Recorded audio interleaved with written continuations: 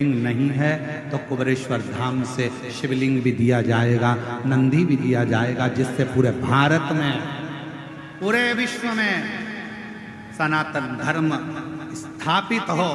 गांव-गांव में जैसे अन्य धर्म के लोगों ने छोटा छोटा अपना केंद्र बना रखा है, हम कुबेरेश्वर धाम के नाम से कोई दूसरा केंद्र नहीं बनाएंगे, पर तुम्हारे दिल को कुबेरेश्वर धाम बना देंगे और तुम्हारे गांव को कुबेरेश्वर धाम बना देंगे।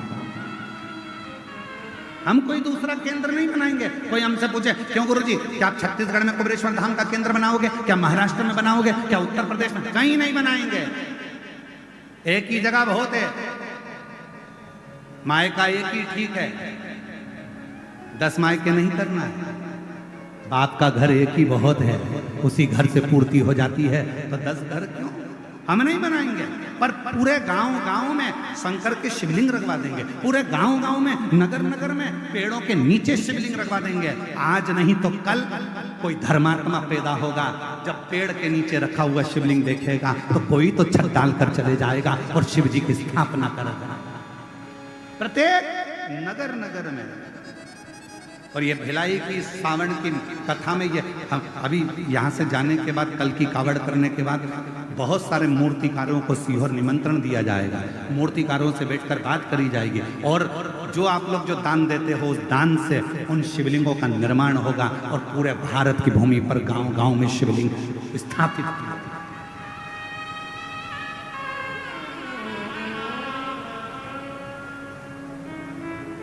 और जब जब एक लोटा जल चढ़ाओगे, वो कहते हैं ना, जैसे पेड़ लगा दो बेलपत्री का, मरकर चले भी गए ना, तो तुम्हारे हाथ का लगा हुआ पेड़ की बेलपत्री जब टूटेगी और शिव जी को चढ़ेगी, तो उसके पुण्य का एक फल तुम्हारे भी अंश में आएगा, तुम्हारे भी भाग में आएगा। तो वो पुण्यता अपने साथ में। और मत बुरे कर्म कर वरना पछताएगा, भगवान की आंखों से तू बच नहीं पाएगा, तू बच नहीं पाएगा। अरे ओ अज्ञानी मत कर नादानी। शिव शिव है हमारे बीच सहाय जी, जिन्होंने इतना सुंदर उद्बोधन भगवान शंकर के अनेक शिवलिंगों का वर्णन किया।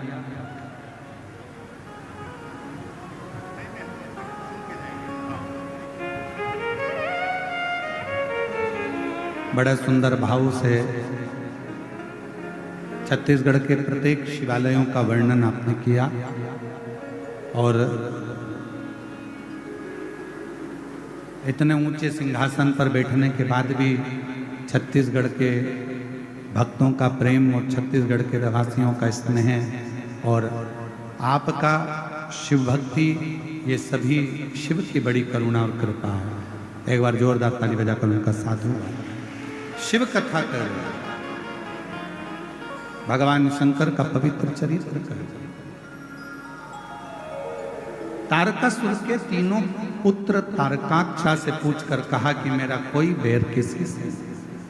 वर भी मिल गया, 3 पुरी का निर्माण भी हो गया, और तीनों में तारकाक्ष, विदुमाली और कमलाक्ष की तीनों अपनी अपनी पुरी में निवास करना, तीनों।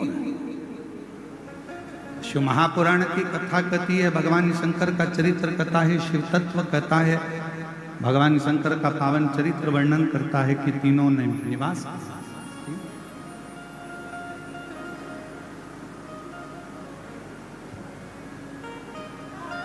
जब इन्होंने उपद्रव किया, तारकाक्ष, विदुमाली और कमलाक्ष की तीनों जब उपद्रव करने लगे, तब सारे देवता शिव जी के पास में जाकर विनय करे, और शंकर भगवान ने देवताओं को पशु बनने की प्रेरणा दी कि आप पशु बन जाओ और मैं तुम्हारा पति बन जाता हूं। पति का मतलब होता है भरण पोषण करने वाला। बड़ा शिव महापुराण की कथा कहती है, भगवान शंकर का चरित्र कहता है, पति और पत्नी का जो संबंध है, उसमें धर्म पत्नी अपने पति की ढाल बनकर हर जगह पर खड़ी रहती, प्रत्येक जगह। और फिर निवेदन करें यही भिलाई में एक माता ने प्रश्न किया था कि आपकी कथा में सबसे ज़्यादा संख्या में माताएं आती हैं, उसका कारण शिव महापुराण की कथा कहती है कि हमेशा पुरुष जब भी मंदिर में जाएगा, शिव जी को जल चढ़ाएगा, कुछ मांगेगा तो अपना व्यापार, अपना आनंद, गाड़ी बंगला, यश कीर्ति है। पर माँ, घर की स्त्री, घर की नारी जब शिव जी के मंदिर में जाकर एक लोटा जल चढ़ाती है या कोई व्रत करती है, उपवास करती है, कभी अपने लिए नहीं मांगती। नारी हमेशा अपने पति और अपने बच्चों के लिए, अपने परिवार के लिए, अपने परिवार। और शिव महापुराण की कथा भी यही करती है।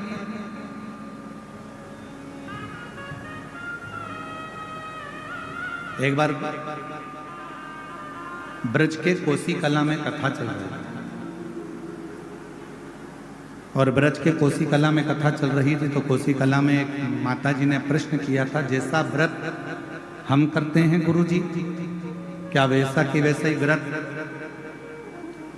भगवान शंकर की धर्मपत्नी माता पार्वती जी भी करती हैं? तो हमारा निवेदन है, जितने व्रत भारत की भूमि पर जितने भी व्रत होते हैं, चाहे वो नवरात्रि का व्रत हो, चाहे वो चतुर्थी का व्रत हो, चाहे वो छठ का व्रत हो, चाहे वो तीज का व्रत हो, चाहे वो पंचमी का व्रत हो, चाहे सोमवारी का व्रत हो, जितने भी व्रत भारत की भूमि पर या संसार के लोग करते हैं, ये सारे व्रत हमारे देवताओं की धर्मपत्नियां भी धारण करती हैं। और उन्हीं की प्रेरणा से ये हमारे शास्त्र, वेद और पुराण इन व्रतों का वर्णन करते हैं जिसको हम धारण करते हैं।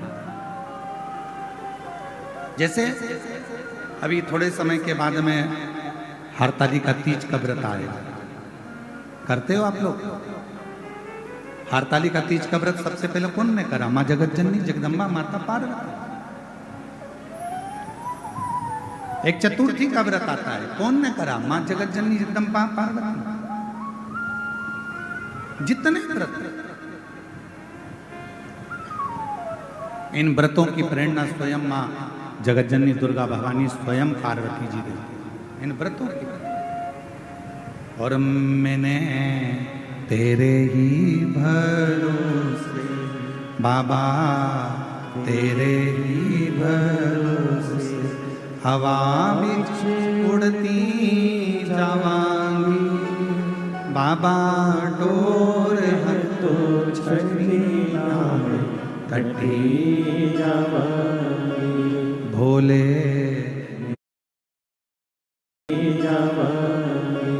भोले। शिव कथा कर रही है, तारकाक्ष, विदुमाली और कमलाक्षकी को मारने के लिए शिवजी पति बन गए और देवता पशु बन गए। शंकर भगवान ने पति बनकर पशुओं को साधते हुए, उनको दौड़ाते हुए तीनों तारकाक्ष, विदुमाली और कमलाक्षकी की पुरियों में भेज दिया। तीनों को एकाग्रित करा मेरे शंकर भगवान ने। तीनों को एकाग्रित कर कर देवादिदेव महादेव ने नंदी के रूप में जब उनको मारना प्रारंभ करा, तभी भगवान शंकर का नंदीश्वर जो स्वरूप था उसका शीश कटा, जो नेपाल में जाकर गिरा, जिसको पशुपति नाथ कहते हैं। धड़ केदार में गिरा, जिसको केदार नाथ कहते हैं। तभी उसी शिवलिंग में से भगवान शंकर स्वयं प्रकट हो गए, त्रिशूल लेकर तारकाक्ष, विदुमाली और कमलाक्षकी का संहार कर दिया। देवताओं ने भगवान शिव की स्तुति करी, भगवान शंकर से वर मांगा देवताओं ने, नाथ आपका ये पशुपति रूप संपूर्ण विश्व का कल्याण करने वाला हो। शंकर भगवान ने कहा, एक होता है पाशुपत्य अस्त्र, पाशुपत्य योग और पाशुपत्य व्रत, ये तीन क्रम। संसार के लोग ना तो पाशुपत्य अस्त्र को प्राप्त कर सकते हैं आज के समय में, ना पाशुपत्य योग कर पाते। तो शिव महापुराण में सबसे सरल तरीका बता दिया, पशुपति व्रत। ये दुनिया का वो व्रत है 5 सोमवार का। 5 सोमवार का ये वो व्रत है जिसमें 6 दीप लगाए जाते हैं, 5 दिए मंदिर में, एक घर की चौखट के पास में, और भगवान शंकर की आराधना करी जाती है। भगवान शिव की अर्चना करी जाती है। यदि हम पाशुपत्य अस्त्र प्राप्त नहीं कर सकते, पाशुपत्य योग नहीं कर सकते, तो पाशुपत्य व्रत के माध्यम से विश्व का सबसे ज्यादा सुख हम प्राप्त कर सकते हैं, पशुपति व्रत के माध्यम से। अब कोई आपसे पूछे कि इस व्रत को किस किसने करा है, तो एक बार लिंग पुराण को पढ़िए, कूर्म पुराण को पढ़िए, स्कंद पुराण को पढ़िए, शिव महापुराण को पढ़िए, नर्मदा पुराण को पढ़िए। इन पुराणों में वर्णन आता है कि स्वयं भगवान कृष्ण ने, भगवान शंकर जी के लिए, भगवान राम जी ने और भी देवताओं ने पाशुपत व्रत किया। इस व्रत को केवल आप नहीं कर रहे हो, स्वयं देवताओं ने भी इस व्रत को धारण किया। ऐसे पवित्र व्रत का वर्णन आया। फिर आगे चरित्र आया है भगवान के सुंदर। तुमरुका जी 12 ज्योतिर्लिंग का स्मरण कराते हैं और प्रथम ज्योतिर्लिंग के रूप में श्री सोमनाथ जी का वर्णन करते हैं, जिनको काया का रोग हो गया था। शिव की आराधना कर कर भगवान शंकर ने काया के रोग से मुक्त करा। शिव जी का नाम सोमेश्वर नाथ पड़ गया। बोल सोमनाथ भगवान की। सदानंद कार्तिक के रुष्ट होकर चले जाते हैं, जिनको मनाने के लिए भगवान देवाधिदेव महादेव पार्वती जी के साथ जाते हैं। भगवान शिव का दूषण नाम के राक्षस का संहार करने के लिए शिवजी कालाधिपति बनकर, महाकाल बनकर दूषण नाम के राक्षस का संहार करते हैं। शिवजी का नाम महाकालेश्वर होता है। फिर वर्णन आया श्री ओमकारेश्वर का। विंध्य नामक पर्वत के तप करने से भगवान ओम के नाद से प्रकट होकर ओमकारेश्वर के रूप में विराजमान होते हैं। फिर वर्णन आया है श्री केदारेश्वर का। नर नारायण के तप करने से भगवान शिव केदारेश्वर में प्रकट हुए। फिर वर्णन आया है भीमा शंकर का। कुंभकर्ण का बेटा भीम, जिसने संपूर्ण देवालय, शिवालय, सनातन धर्म को नष्ट करने का प्रयास किया, तब उस भीम के संहार के लिए शिव जी प्रकट होते हैं और शंकर भगवान का नाम भीमा शंकर हो। आगे वर्णन आया काशी विश्वनाथ का। मनु शत्रुपा के तप करने से भगवान विश्वनाथ जी विराजमान होते हैं। त्र्यंबकेश्वर, गौतम बाबा पर जब गौ हत्या का दोष लगा, स्वयं माहिल्या ने ब्रह्मा, विष्णु और महेश तीनों को प्रकट किया है। तीनों देवता प्रकट होकर दर्शन देते हैं लिंग के स्वरूप में, भगवान त्र्यंबकनाथ के रूप में विराजमान होते हैं। फिर वर्णन है श्री वैद्यनाथ जी का। रावण भगवान शंकर का शिवलिंग लेकर जा रहे थे। वो शिवलिंग भूमि पर रखा तो उठ नहीं पाया, बाबा वैद्यनाथ जी के रूप में विराजमान हो जाते हैं। अगला वर्णन है श्री नागेश्वर बाबा का। दारुक नाम के राक्षस का संहार भगवान शिव ने करा और नागेश्वर के रूप में विराजमान हुए। आगे वर्णन आया है श्री रामेश्वर जी का।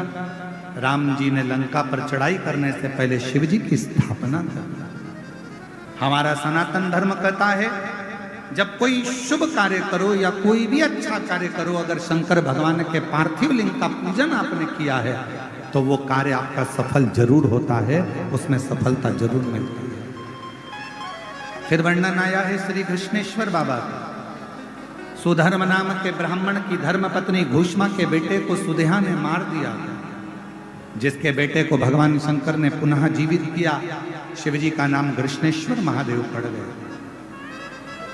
ऐसा पवित्र अवसर भगवान शिव के 12 ज्योतिर्लिंग का कथा तुमरुका जी ने चंचुला देवी को कही। माता चंचुला देवी ने उस कथा का रसतत्व ग्रहण किया। पति बिंदु प्रेत योनि से मुक्त हुआ। बाबा देवाधिदेव महादेव की पवित्र कथा के लिए तुमरुका जी ने शिव जी से प्रार्थना करी, हे बाबा